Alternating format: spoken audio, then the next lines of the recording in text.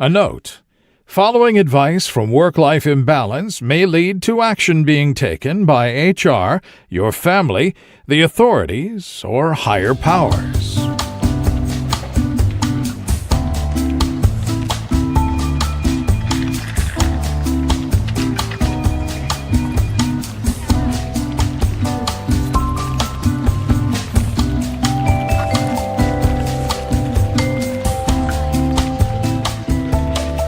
Welcome to Work-Life Imbalance, an advice show focusing on workplace and lifestyle issues. Any resemblance to actual advice, living or dead, or actual wisdom is purely coincidental. I'm your monstrous manager, Frank Eastman. And I am your lovable office companion, Derek Lewis. Today we'll be discussing misunderstandings with coworkers in the deep dive before we answer an audience question and an issue from the internet. But first, time for the daily stand-up. Was that a little too high energy? It was a bit high energy, Derek. See, I've had a whole week off of, not having to be funny, and I've got a whole lot pent up, so I'm, just fucking raring and ready to go. So, yeah, but I don't know. You gotta have it controlled, man. Not just a fire hose of funny. You gotta get it down to one of those little water-based cutting tools that can cut through anything. Yeah, that would be a much better tool for my comedy than what it is. They always say it's a marathon, not a sprint. Look, I gotta run as fast as I can until people figure out I'm not funny. So, we gotta get it while I can. So too late, baby. Too late. The high energy, though, is good because I wanted to talk about something that happened. Or something that I did, rather. Okay. So I'm vibrating with anticipation. As we had noted a couple of weeks ago at this point, I ended up going to a Christian comedy tour.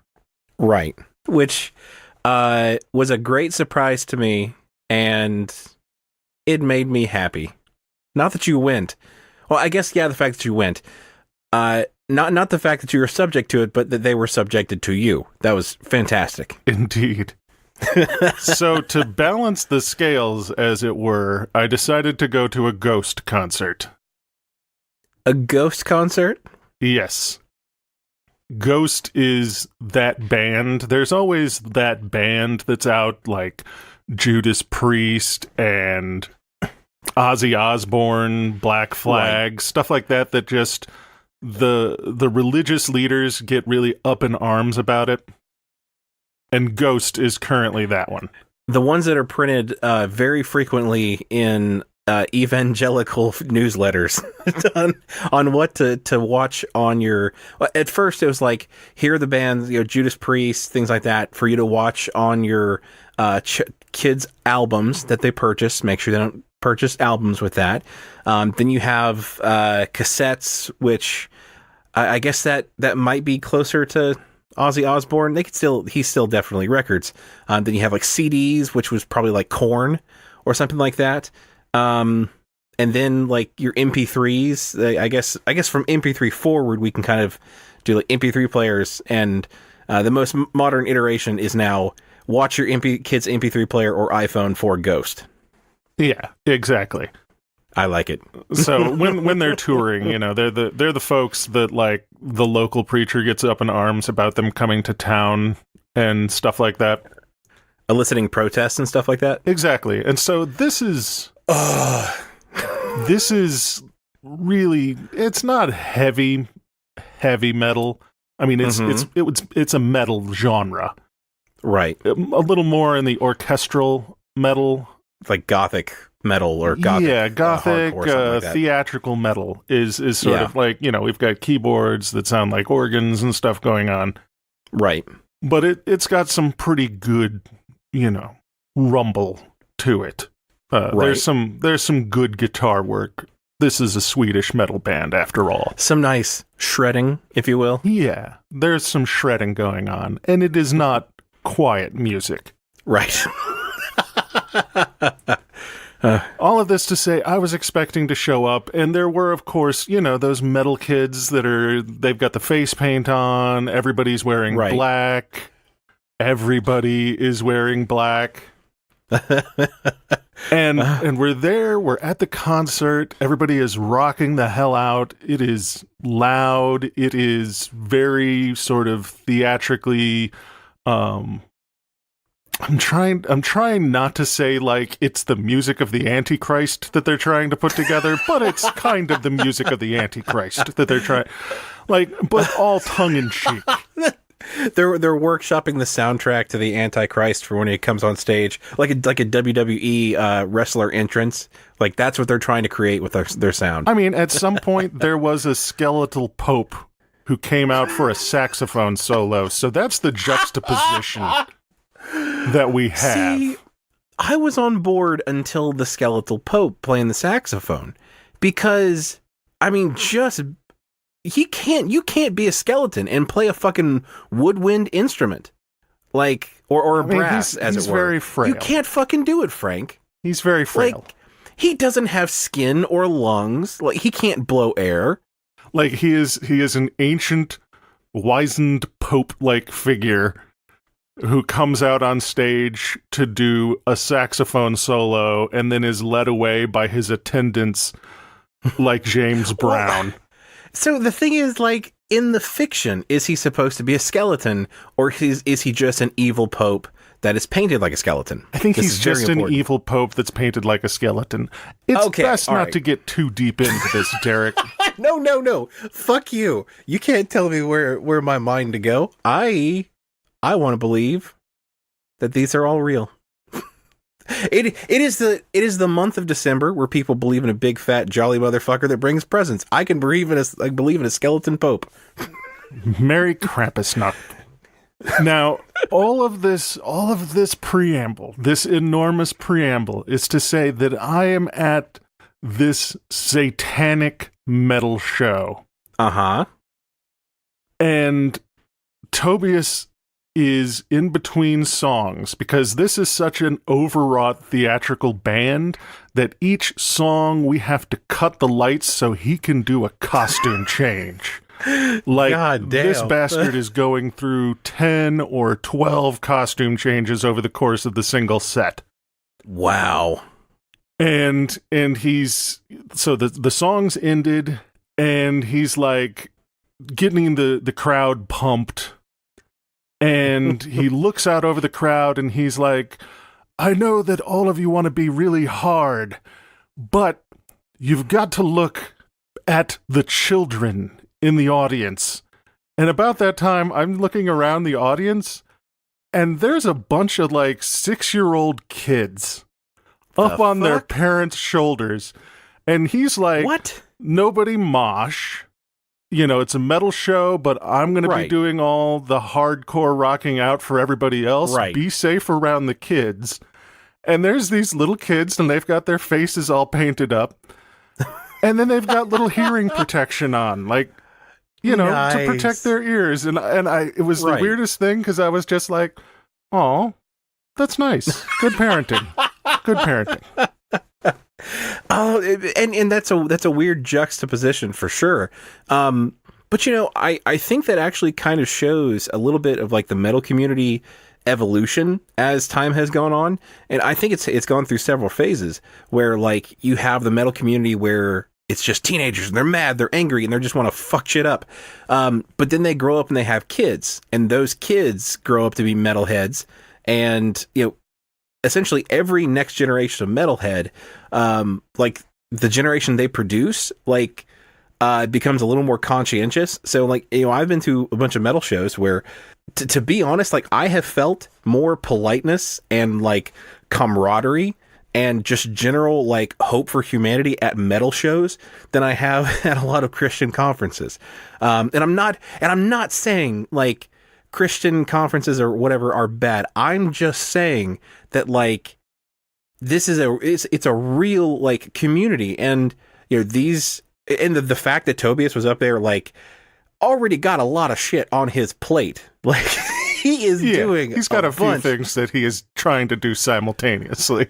Right, and he took a minute to just say, like, just be conscientious, be excellent to everybody, mind the kids, because, you know, I'm guessing a lot of the music you can't really understand the words, so like the fucks and shits are somewhat obscured by. See, there's not a lot of cussing. It's even better. Weird juxtaposition, as I've said before. This music is sort of holding itself in parallel in interesting ways. Like, there's not a lot of cursing to be found in the music, but then again, there's like, I mean, there's some iconography going on in the music. That's the thing, is that I think that it's normalizing that type of like iconography, because there's nothing inherently like evil about a lot of that shit. Like, that's why, you know, with like Ozzy Osbourne and stuff like that, you couldn't go to those shows because like the amount of drugs and like the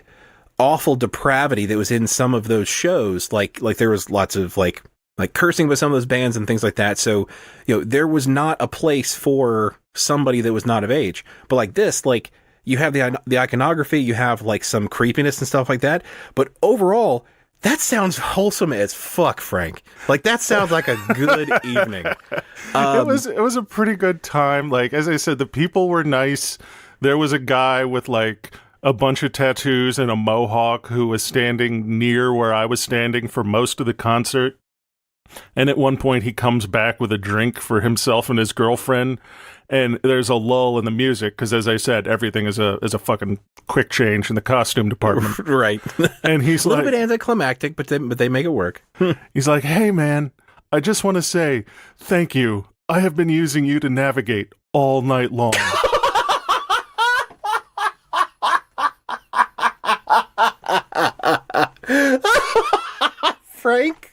Frank, the show landmark. Oh my God. Which usually that's honestly a thing that happens. Like, I go to a concert and everybody ends up bunching around me from my group because they're like, well, we know where Frank is at least. Oh my God, I love that. And see, it's so fucking practical. I mean, practical to the point where, like, the next time I need to go to a packed show, I may buy you a ticket to try to lure you along so that you can hold our seats, both because of your physical size and intimidating nature, but because, like you said, you go to the bathroom and you got to get all the way across the stadium and you see Frank fucking Eastman, row 25 seat E, F, and G, and you know your shit is secure. Oh my God. That is so fucking funny. And the thing is, like that is something that happens at metal shows. Like, people just are constantly trying to make connections with stuff like that. And I've had like so many good little conversations like that seem that you think they mean nothing. But when you realize the absence of those kind of like community building conversations that you have inside of metal that they're missing in other things, like, there's something special about it. You know, we've talked about like juggalos before and how they have like a community. I'm not saying every metal community is as well put together and organized as that, but like that family community, I am all for it, and it's fucking heartwarming. I'm not disappointed I missed this show, but I'm disappointed there's not more acts like it. Oh, yeah. And everybody's kind of moving in that direction. It's very, very weird. Like, the in the news not too long ago was that, I think it's Violent J, one of the two, I think there's two. You can see how much I know about the Juggalos. Uh-huh. But there was a news article where his, like, 12-year-old daughter wanted to go to a furry convention. And right. So he was like, that's cool. And he made himself a fursona. Oh my God. That is amazing. Yeah, it's like a kung fu panda or something, a kung fu bear or a wolf or some, you know, some kung fu thing.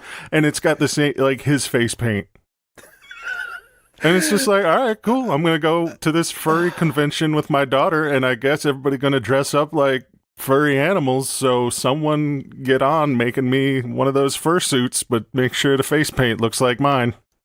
God, the ICP running fucking laps around other parents.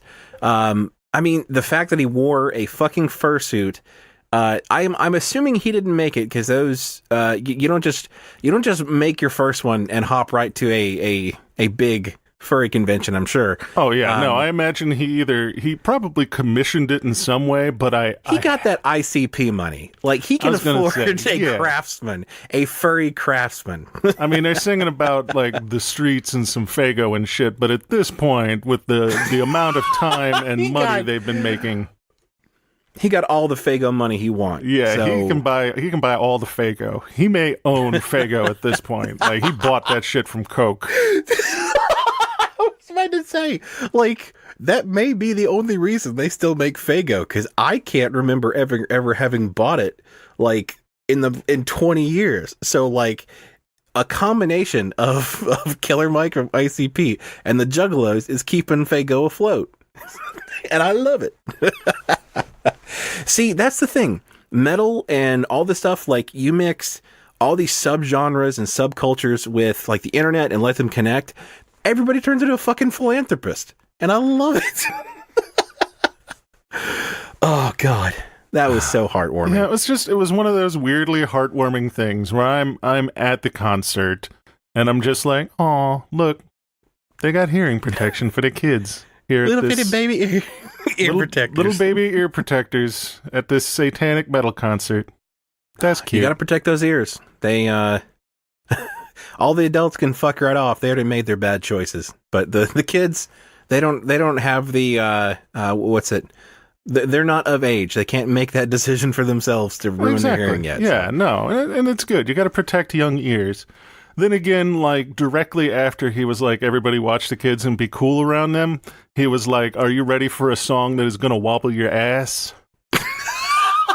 That is so hard, it's going to tickle your taint? And then they launched into one called Mummy Dust. And it was, there we go. And then they shot a bunch of money out of a cannon that had, like, 666 and his face on it. So, family programming. There's a lot to unpack in that statement. I don't think we're going to get to it all, but I just want to say that after hearing that, consider my taint well and truly tickled. All right. Shall we get to the deep dive? Yeah, but it's not going to be quite the taint tickler, but that's okay. Can't all be taint ticklers. All right, today on the deep dive, I want to talk about misunderstandings with coworkers. So this is a little bit of a vague topic, so let me give you an example to kind of set the stage. Let's say you bring a salad to work on your first day at a new office. John from down the hall asks, "Oh, are you a vegetarian?" You panic and reply, "Yes, I am," even though you certainly are fucking not a vegetarian, and now John thinks you are. And he will remember that and comment on it every fucking time he sees you. So Frank, have you witnessed or been involved in any weird misunderstandings like this at work? Now, that one, Derek, is kind of less a misunderstanding and more a really badly thought out lie. A lie brought on by panic and social awkwardness. Well, that's the thing. I think it's about intent. Because in this scenario, which a sitcom did this somewhere, or I don't think it's actually from like a story that I remember from an office that I was in. But yeah, I mean, this is something that happens a lot to socially awkward people is, somebody asks you a question and you just can't come up with the right answer. Like, somebody asks you a yes or no question and you got a 50-50 shot of getting it right and you answer wrong every single time.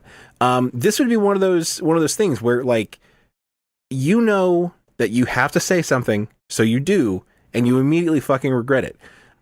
I think this falls under the misunderstandings because it is prompted by a mistake. But yes, they did lie to them. They didn't mean to lie to them, but now they have a thing. Now there is a problem that has to be solved. Now, so what do you do? Did kind of happen to me in a low key, but very real, and so I'm honestly hoping that no one from an office that I've worked at actually listens to this show. Okay. But at one point, I had been taken aside by my manager, who was like, "You've been doing a really good job, and you've been doing a lot of very innovative stuff. Like, I love how you don't necessarily insert yourself into every conversation or feel like you have to lead every single meeting from the front. Uh-huh. For instance, sometimes you'll just come in and start the meeting, and then you'll leave and monitor it from another room. And I think that's a really good methodology for making sure other people forward themselves in the conversations." Wow. And legit and for true, I'm often not in that meeting because I'm double booked. Right. And there is no room in that fucking meeting room in the first place. Right. So I just kind of sweep in and start it, and then I walk away, and then I monitor it from another room while I'm holding yet another meeting. And Right. so, like, he's praising me for my innovative technique, and I'm just like, That's poor fucking planning. That's all that is. that's one of my advanced techniques. I like that. So the question is that something that necessarily needs to be fixed, or do you lean into it to try to enhance the positive connotations that has on your meetings? I mean, he said that he had begun recommending it to other people Oh, Christ. as a technique to utilize. So at this point, it is definitely in this work misunderstandings camp, because I can't walk that shit back. At no point am Wow. I going to be like, "Hey, no, actually, I don't sit in that meeting on account of the meeting room is over full, and I've got other meetings that I have to have scheduled on top of it because I've got a lot of stuff going on." No. Your innovative strategy is now a core fucking tenet of our aforementioned DAMP methodology. Exactly. This is part and of you- DAMP. You are going, if for those that did catch that episode, what does DAMP stand for again? Distributed Agile Management process. Management Process. There we go. Which is a perfect, like, kind of backing into it a little bit. Like that's a perfect example of distributed agile management because you start the meeting and then you distribute yourself to another fucking room. Oh, and see, I like that because when I was thinking of the topic, like I thought mostly of like either things that needed to be fixed or things that that because of the misunderstanding, like they caused this weird I don't know, like alter ego to form in the office. And this is kind of like the alter ego, but it's a positive one, and it's something that it would behoove you to continue to support the false narrative. I like it. Yeah, it's not quite the comedy of errors. So I have not been involved in a lot of these, or I have not had any like false assumptions about me. I have made short-lived gaffes that resulted in misunderstandings about other people, just because I am socially awkward like that. But the worst one that I've seen somebody else that basically created this like I said, this alter ego of them, at least with this other person, is an old buddy of mine from a previous job. There was an architect who everybody liked. Like everybody thought that this architect was. It was really good to be friends with him. A, because he was cool, like he was a cool guy. But also like he was the people that were around him were teaching a lot of. He was teaching a lot of his skills too, so it was a good career move. You might see yourself like get some more attention, things like that. So like butting up to this guy was a good thing to do. So essentially, what one of the my buddy did is a couple guys and the architect were talking about NFL football, and he walked up and made kind of an informed comment about NFL football. Now, the friend did not know a lot about football. He literally knew that one thing about football because he had seen it in a commercial from that previous week. So it was football, it was current events. He was like, I can contribute. From that moment forward. I know something. Yeah, and we have now exhausted my NFL knowledge. Right. And he thought that like it would be a momentary this guy's going to think I'm part of the clique, and that's going to be the end of it. This guy started coming to my buddy's desk and talking to him about football for 15 minutes a day, at least. And like fast forward a little bit, because like nothing changed. Like he continued to keep this act up for no shit 3 months. Like every single day for 3 months, this guy came in and had a conversation with him about football.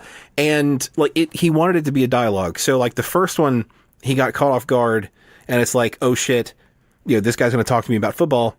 I need to prepare.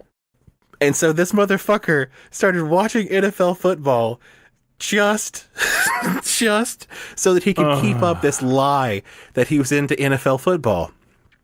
And like he was so fucking stressed about it. Like he was, oh my God, like every day he was just like sweating bullets, like for when the guy would come around and talk to him about football. And like he would like take notes after he was done. It's like, oh shit, I kind of misstated this, things like this. Like it became, I mean, you would have thought he worked for the fucking like Secret Service, like, or the CIA. Like this guy was deep undercover as a fucking football fan.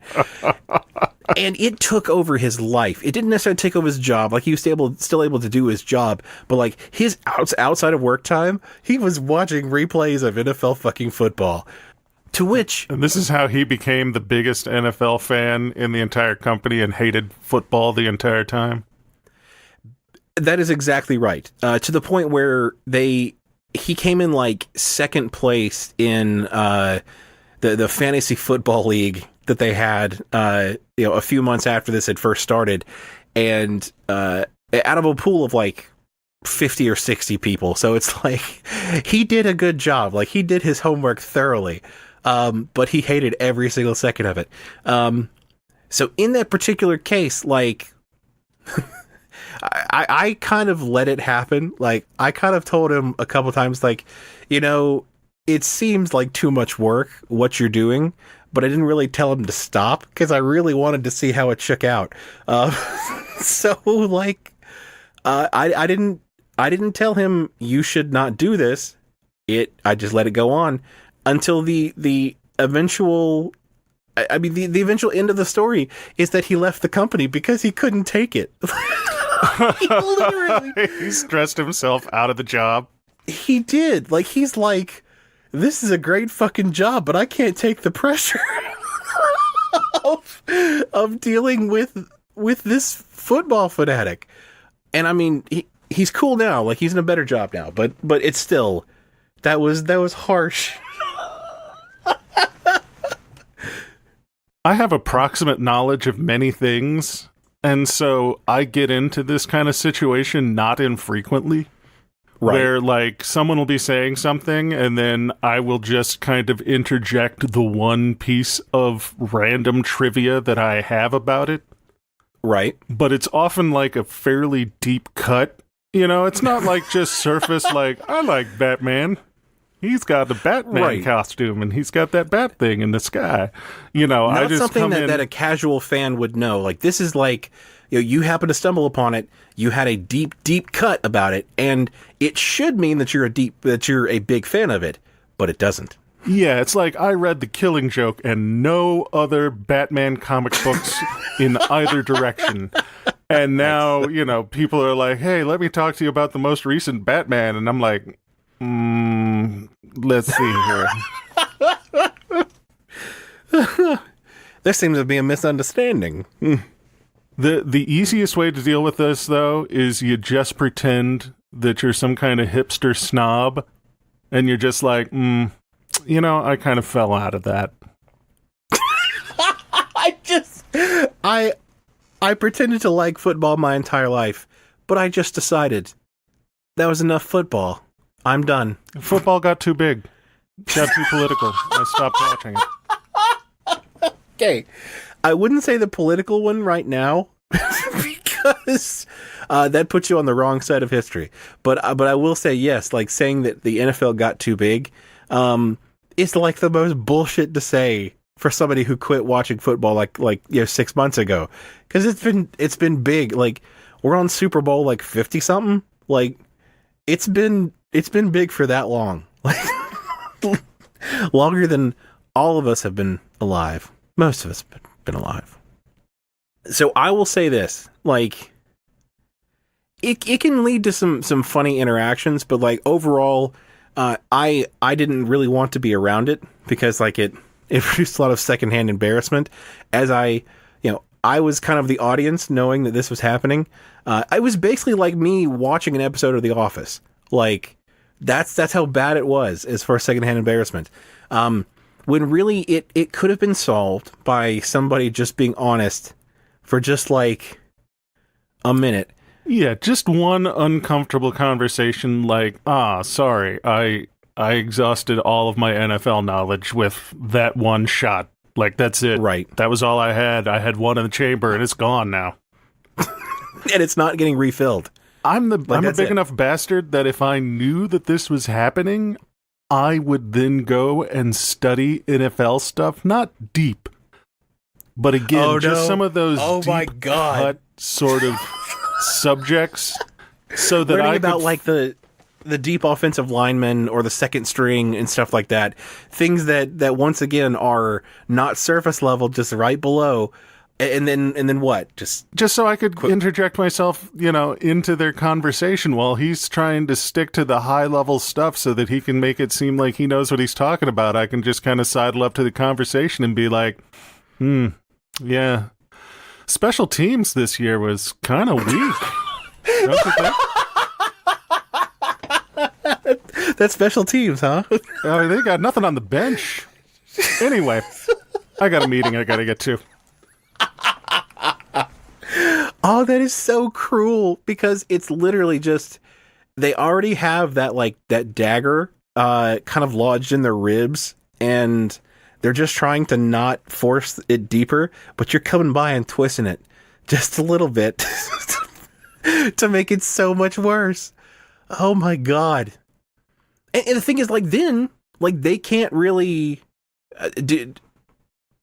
okay, so let me ask this. So if the roles are reversed, this happened to you, you're in a weird alter ego scenario where you're trying to fend off this would-be like mega fan of, Batman or something like that, and somebody else tries doing this to you.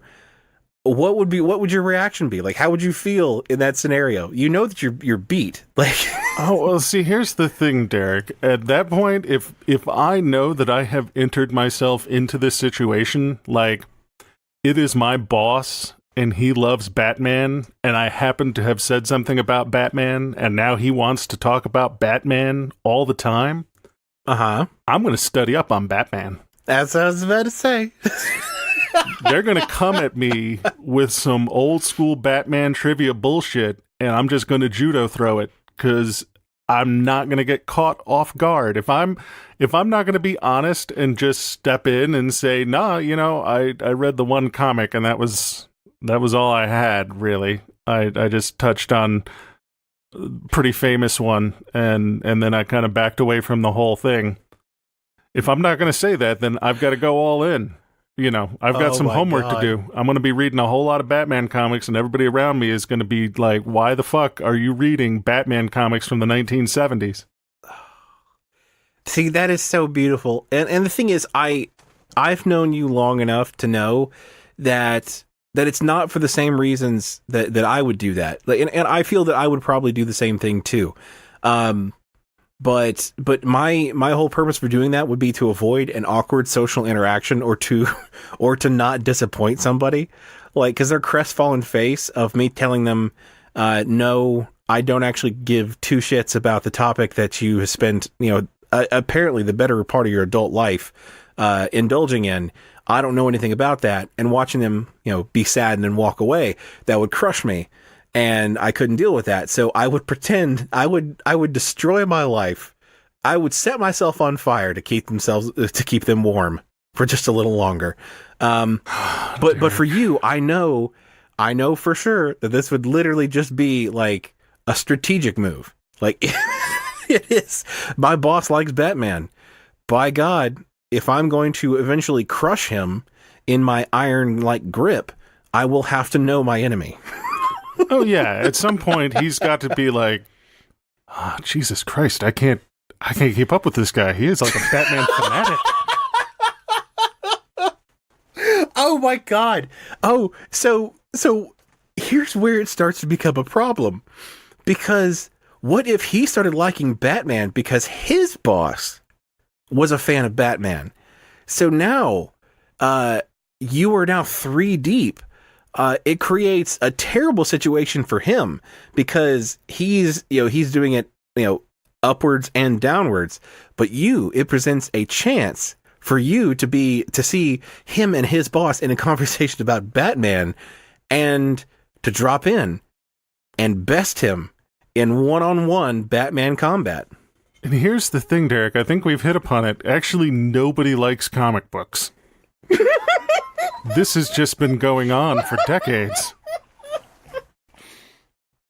Everybody is reading comic books. Everybody else is reading comics just so they can fend off the other comics nerds. It's just a Cold War. That explains everything. That literally explains everything about the comic book culture. Like, holy shit, did we just stumble upon the one innate truth about the world? Like death taxes, and that nobody actually likes comics. They're just reading them so that nobody else can shit on them about not knowing about comic books. Exactly. I think we have struck it. Wow. I did not think that in less than a year we would get to the absolute truth of the universe like this. That's it. That's a heavy. That's the end of the episode. Just leaving you with that, Jim. You're welcome. And with that, I think we're going to have to transfer you. Wait, no. Okay. All right. We're kidding. There's at least some more. Oh, okay. Should I go to the audience question then, Derek? Oh, yes, please do. Oh. Oh, that's going to keep me up at night because I'm going to be like cataloging all the interactions I've had with comic book nerds. And this is probably why they get so angry because, they don't like being challenged after they've wasted so much time. They're like, no, I have worked too hard. I have toiled so long in the crucible of the comic book, and I've hated every moment, but I have done it so that I could be this pristine, so I could be in fighting form for this battle. Christ, I'm a cracker. All right, question for the audience. Business boys. I'm a blue-collar worker, so I work like hell for an honest day's pay, and I enjoy it most of the time. My partner has a decidedly white-collar gig where he shows up in time for his first meeting, leaves whenever, and spends most of his day sitting on his ass, drawing a way bigger check than I do, to say nothing of the differences in social standing. Boys, this don't feel right. What can I do to fix the massive undervaluation of manual labor in American society? Or should I just push my man down the stairs and wear his skin as my new business casual? Aggrieved in Annapolis. Okay, first things first. So they addressed us as the business boys. Yes. It's got a pretty good ring to it. I like it. I gotta be honest. I honestly have to say I like it. I like it. It could be one of those undercurrent nicknames that, we didn't give ourselves. So the question is how to spell boys. I know I have my favorite. What's your favorite spelling of boys? I don't know. Like, I'm tempted for the I, but I just don't think that I'm young enough for an I. I think I have to have the Y. It's an irony. It's irony. It's tongue in cheek. Nobody. Right. Okay, let me say this. Nobody on fucking planet Earth is young enough for the BOIE to be a non-ironic thing. So, like, don't even sweat it, brother. All right, then we'll just embrace it. Business boys it is. Business boys. All right. BOIS. Thank you very much. Now I want a fucking t-shirt with business boys. All right. If you guys want to see a t-shirt of business boys, work-life imbalance branded products, send it to feedback@wlicast.com. If we get enough emails about it, I will fucking make it happen, and we'll have a business boys shirt. I want it so bad, Frank. I want guess people we'll to make want it happen, this. Derek. Okay. So, the rest of this, I'm having trouble figuring out what order to tackle this in, because I feel the thing that I feel the strongest about what they said is the skin suit thing. Like, I feel that's a bit assumptive. Like, you'd have to get real lucky for you to be able to push your partner down the stairs and be able to just slip willy-nilly into their skin suit. That's fucking hubris. Like, I mean, yeah, there's probably gonna have to be some tailoring. Right. I mean, I went... And that is not something you take to the dry cleaner. Like, Oh, no. Like, I went to a reading by Neil Gaiman. uh-huh. And I was like, I guess you get to live, Neil. Because I was just going to steal your face and wear it and take over your life, but you're not that big of a man, and they would just see my face peeking out around the edges. It would be kind of a Haley Joel Osment, just scaled up a little bit. Yeah, so I was Big like, head, tiny face. I can't get away with it. So yeah, that's my problem. I can't wear anybody else's skin suit and take over their life. But I mean, maybe aggrieved can. Yeah, like back to like episode 1 of the podcast. Like, you'd basically have to steal the skin suit of like Hafthor Bjornsson, the Mountain from Game of Thrones. Like, that's pretty much the only guy that you could steal his skin suit and be okay. And even then, I worry, because it might be a little snug, like not height wise, but like, yeah, dude is 400 pounds with abs. Yeah, he's got abs. I don't necessarily have abs. I think at best I would be like 0.25 Thor. Oh, I don't want to get. We've gone 50, like almost 50 episodes, not having to define the scale at which you are considered, quarter Thor, half Thor, full Thor. I really don't want to rehash it now, to be honest. Like, we escaped that morass long ago, and I don't want to go back. But no, so like yeah, I think that there would be some tailoring that you would have to be, like, if you're a crafty person already, which, like you said, I know that you are a blue collar worker, somebody who works with their hands, a craftsman, and I think sewing is well in your wheelhouse. So if there's a possibility that you could tailor it to fit you, not a bad idea. I mean, I guess it's an idea. It is okay. That's a good point. It is an idea.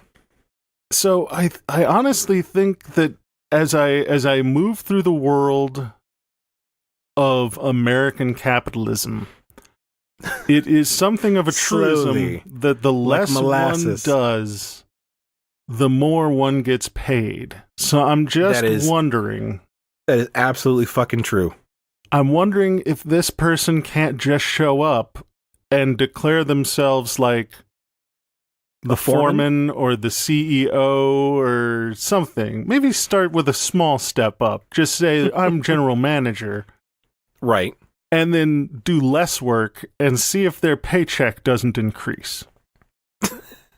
And the thing is, like, I don't necessarily think there are rules in place to combat that. So if somebody walks in and said, I'm the foreman now, look at me, I'm the foreman now, there's no rules in the books that say that they're not. Like, it's just the first one to claim it becomes the foreman. So that's like King of the Hill, really. You know, like whoever has knocked off the last foreman gets to be foreman now. So, I mean, I totally agree. And what else could we do? I mean, do you think it would have to be a trial by combat, or could it be like a skill trial, or like an intense stare down? And I think we still haven't necessarily solved the problem of manual labor being undervalued. And artificially so. Like, that's the thing, is that, like, with craftsmen and these, so-called blue-collar jobs, manual labor is undervalued by the people at the top because, they don't want to be doing the manual labor work, but the thing is, like, manual labor jobs, like, if nobody does the manual labor, like, literally, like, buildings don't get built, like, concrete doesn't get laid. Like, there's nothing in this fucking world that would work without manual labor, without craftsmen. So, as somebody who has no physical capabilities of doing anything, it is mind-boggling the people that can. So I think they should get paid more. But that also, like, the inverse of that is that I should get paid less, and I don't want that either. Like, can we all just get paid? It's a harsh future, Derek. It's a harsh future in which you and I both must learn to be useful. No, not that. Not that, Frank. Anything but that. Oh, it's going to take so long to be useful. We will be sweaty. Yes, there will be sweat.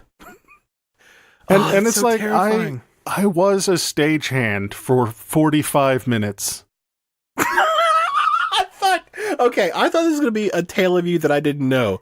But no, then we wrapped around to the 1 hour of physical labor you have done in the last 20 years. Glad we're revisiting it. Well, we're gonna have to revisit it. Yeah, I've got a very, very narrow bench to pull from, Derek, in terms of the tales of physical labor. I was wait staff for a short period of time, and I was a stagehand for a hot minute. And I'm thinking now that one of the ways that we fix this is it's a failure of framing. People don't have perspective. So they feel like at the top they have been very diligent, hardworking, and they do a lot of very tough things. Mm-hmm. And they feel they deserve to make approximately 7,000 times as much as anyone else in the organization. Right. I think we should have a system by which if you are at one level in the organization, you have to have periodic revisitations to doing like the lowest level job in the organization. I agree with that 110 fucking %. Like, I think you're right. I think the disconnection is what spawns a lot of the, these people are less important, because they don't realize that nothing gets done without those people. So forcing them to go back and do it, or not even go back and do it, but maybe do it for the first time. I think that would be extremely fucking effective. If for no other reason than to make sure they never have to do that again. Would that not be such an amazing deterrent? Like, oh yeah. Yeah. No, I think it would be like, I have to say, if I had to go collect the garbage, I would probably be out there going, the garbage guys need to be paid more. I mean, absolutely. Like, I know for a fact that the little dude at the office who goes around unclogging the toilets, and there's only the one guy. Right. He doesn't get paid enough. No, absolutely not. Whatever he gets paid It's not enough. Because, I mean, let's just get out there in front of it and say, like, there are a lot of jobs that touch, like, an infinitely more amount of poop during the day than I do. I think that qualifies them to make as much as I do. I'm just saying. Just saying. Oh, I mean, it would make a really good episode or a really good series of Undercover Boss. Like, and that's the thing, is that you can see that type of thing happening in, like, Undercover Boss. Like, they send the CEO down to work in a short order cook restaurant. Like, it brings a whole new reality about this. Of course, it also gets, like, a lot of people get fired because they're just being, like, normal people. They don't get paid a lot, so they kind of fuck around and don't know the CEO is standing right there. So it's kind of a two-edged sword.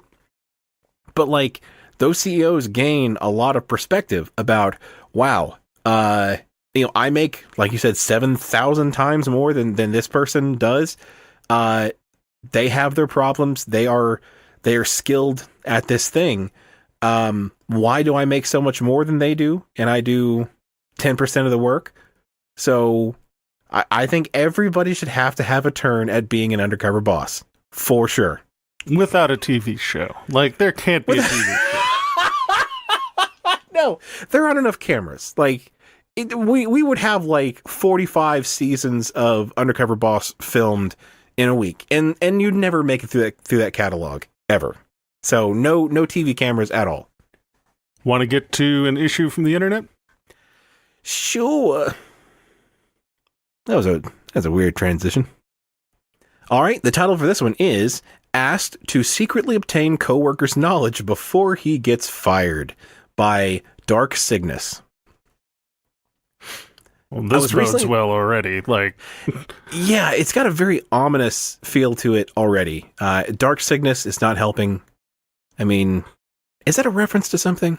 Like, if it is, I don't know it, but at the same time, I'm like waiting for the message board post that's like how to overthrow Senate by definitely not Darth Palpatine, like that's exactly what I thought. Like that's what it kind of evoked in my mind, is like the whole Emperor Palpatine, Sith Lord type of aesthetic. So I really wanted it to be, but I don't think it is. So yeah, we're starting a little ominous already. I was recently told by my manager that one of my coworkers, we'll call him Steve, will be fired in a few weeks, as his last reviews were found unsatisfactory. My manager also told me to inquire and observe more closely Steve's work and clients from now on.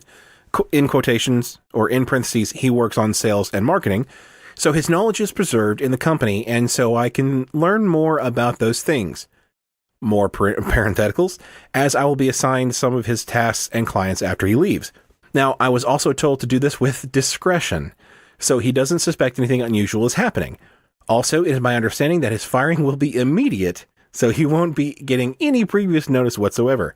I can't help but feel that I should warn Steve somehow, as it seems unethical to fire him without any previous notice, thus affecting him greatly, not to mention asking me to spy on him and pretend nothing is going on. What is my best course of action?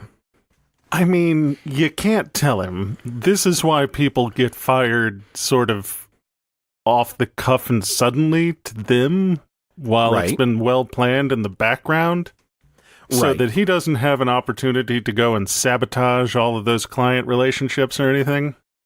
Right, which is important. I get that. Like, you don't want him going and like whispering and ruining all of his all of his relationships with all of the sales clients and things like that. But I mean, I don't think you can ask someone else to spy on that person in order to gain their knowledge. Like, hey, can you go insinuate yourself into this guy's social clique so that when we stab him, we'll know where the keys are? I mean, we're going back to like the kind of social espionage type of thing, where somebody has to like step in and ingratiate themselves with this, like you said, this clique, and glean the knowledge. But I think to kind of like your previous point, or as in rather, it's an extension of your previous point, is you kind of have to pick. You can either get knowledge transfer, and you can have a soft transition from one person to another, or you have to fire them and know you're losing that information. Like, those are your two fucking choices. Doing this clandestine bullshit is incomprehensible. Like, your mission, should you choose to accept it. Like, that is a bad deal for everybody. Like, the boss is treading on some thin fucking ice. He's putting this other coworker, or he's putting the question asker in some serious fucking danger.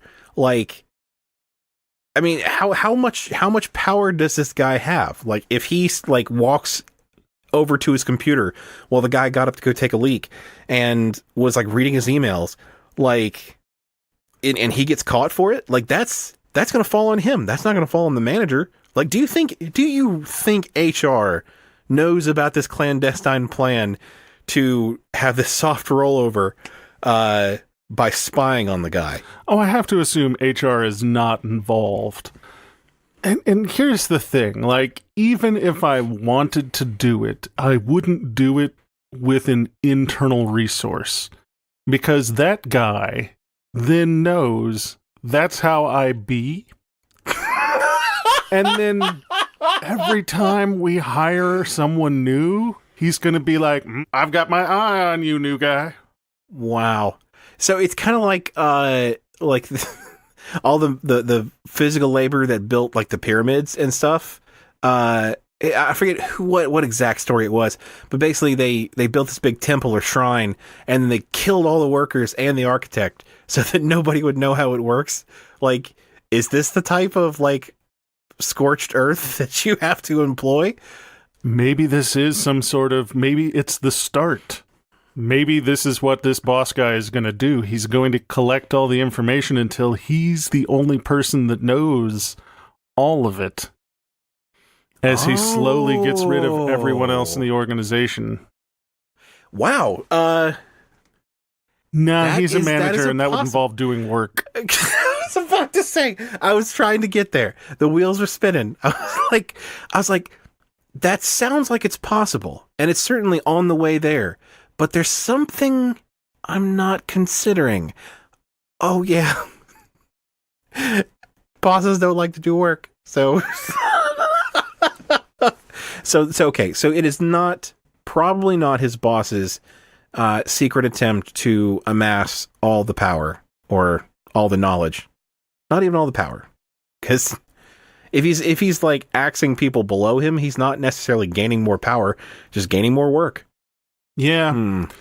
I'm thinking this is a service that I could start a staffing agency for. Okay. Office Spies. Like, you're specifically hiring this temp worker to come in and learn everything about a job on the DL so that you don't lose any knowledge when you knife somebody else. But then they don't, like, they already know the score. That's why they're there. And then they just roll back out of the organization. So then what happens to the knowledge that they acquired? Is it just like intense documentation and stuff like that? Yeah. They've got to have a debrief. Like, there's a mission debrief at the end after the deed is done. Okay. So that solves you from losing the information. It solves the problem of endangering a resource, or doing something that could endanger that resource. I mean, I guess it would have to be somewhat expensive, though. Like, I mean, contractors are already pretty expensive. I mean, I guess losing information is losing money too. So, I'm not saying I would use that service, but I am saying it is filling a very particular but very necessary gap in the software community. I'm sure that we could probably name it something innocuous like Knowledge Retention Specialists LLC. So I was thinking of calling it like office supplies, but there's like so office supplies LLC, but then on the business cards they hand out, if you shine a certain light, UP and the L go away, and so it just says Office SPIES. I like it. Office Spies. I think it's a good smoke screen. It lets you get really creative with your business cards, which I think is important to any successful business venture. It's having a good business card marketing strategy. I mean, God knows I've spent enough time on my business cards that I've handed out to 2 people. But when the time comes, we've got them. When I remember to take a stack of them to the coffee shop that I go to every fucking weekend and have for the last year and still have forgotten the business cards, it will be glorious one of these days. But probably not this weekend. Because I'm an idiot. So, okay. So, if they don't go the route of employing a third-party service to do this for them, I mean, if you were asked to do this as the question asker, like, what the fuck can you do? Like, he obviously already feels like he doesn't have the power to say no to this. Like, what could you possibly fucking do in this situation? I mean, honestly, if I were asked this is a situation in which I'm like, yeah, okay. And then, like, as the boss is walking away, I have my resume open and am polishing it to send out. Right. Like, as I said, if I know that this bastard does like this, then every time someone new comes into the office, I'm looking over my shoulder to see who's going to stick a knife in my back. Anytime anybody's like, hey, so what you working on there? You know, I'm going to be like, fuck off. Set up like some big, like big partitions, or like sound curtains around your entire cube so that literally nobody knows what you're working on ever. Yeah, someone comes by and they're like, that's a pretty neat function. And then you've just got them by the lapels and you're like, who sent you? You forget my fucking name. You forget what this code looked like. You forget everything. So I think the second wing of Office Spies is going to have to be Office Counter Spies. And you hire the Office Counter Spy to spy on the spy that your boss bought to spy on you, so that you get a report back so that you know that you're being spied on.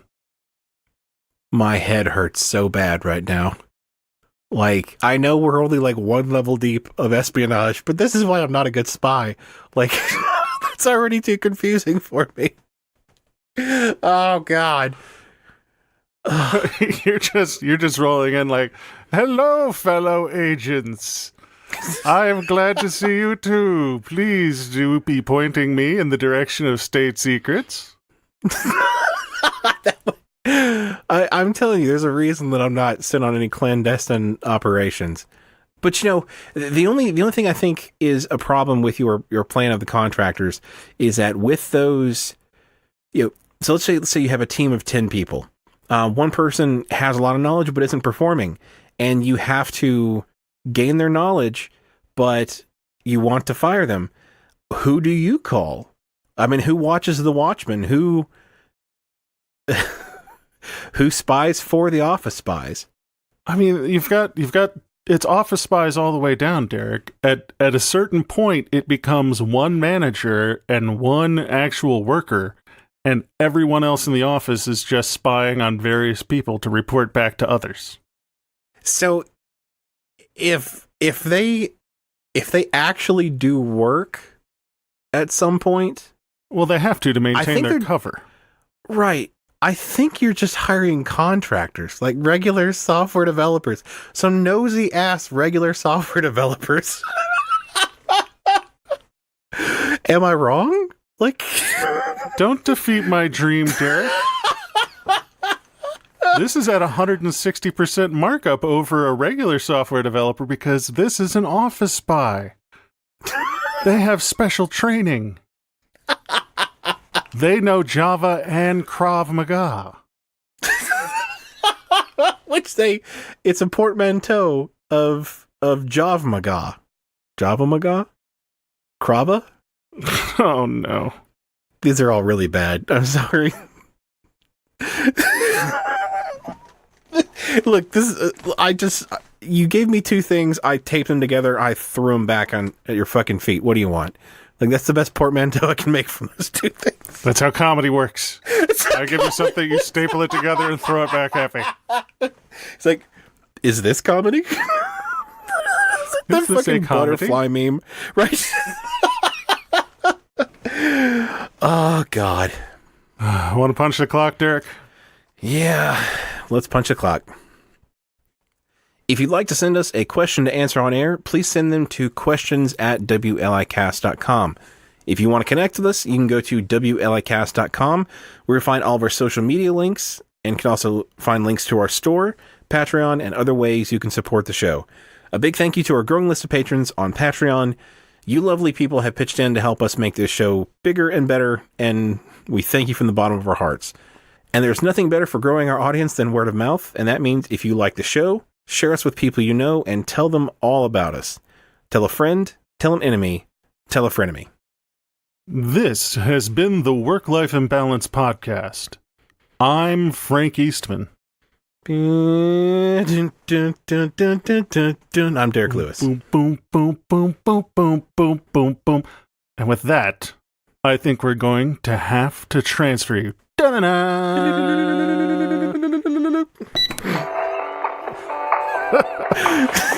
Who said we couldn't turn this into a music podcast? We got the chops. I don't think we do, Derek. Well, I guess it's also a Mission Impossible reference, so we could turn it into a movie podcast. That's what the world needs, Derek, is another movie podcast. Touche, honky. Touche.